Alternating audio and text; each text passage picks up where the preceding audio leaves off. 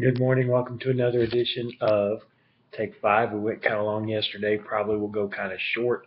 Today we're in Exodus chapter 13, verse 16, and it will be like a sign on your hand and a symbol on your forehead that the Lord brought us out of Egypt with his mighty hand.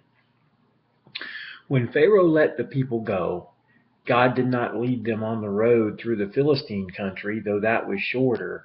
For God said if they face war, they might change their minds and return to Egypt. Now later, keep this in the back of your mind, the Philistines are going to be some of the fiercest enemies that the Israelites face. But God didn't want them to face them right off the bat. And that's because God is tender with his people.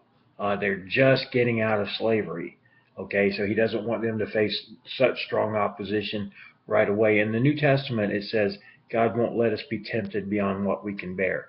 God will allow us to go through trials and tests for sure, but they will be limited based on how much faith we have and how much we can handle. God won't give us more than we can handle, all right? So if you're going through something, God thinks you can handle it, and he'll give you the strength to do it. Verse 18, so God led the people around by the desert road toward the Red Sea. The Israelites went up out of Egypt armed for battle. So they were ready to fight if they needed to.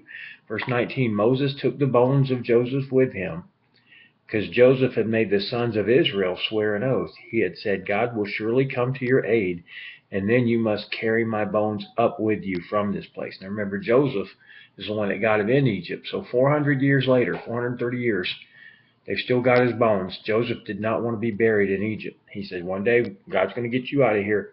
You be sure you take my bones with you. Verse 20, after leaving Succoth, they camped at Etham on the edge of the desert. By day, the Lord went ahead of them in a pillar of cloud to guide them on their way, and by night in a pillar of fire to give them light, so that they could travel by day or night. Neither the pillar of cloud by day nor the pillar of fire by night left its place in front of the people. So God showed them how to go by actually putting a pillar is, I don't know, it's like a great big, I don't even know how to describe it. Look it up, okay? It's a pillar. It's like a column, like a vertical column. It's like something that stands right there. So he gives them a great big cloud to look. They can look at, and when they're in the daytime, they follow the cloud, and at night it's fire. How about that? Fire in the sky. I mean, God loves his people, and he wants to make sure they get to where they're going.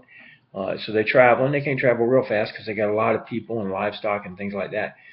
But they're traveling, and they're making progress. But next chapter, you're going to see Pharaoh changes his mind again. But that's going to be real exciting. But I said this would be a short version, so come back tomorrow for the next edition of Take 5.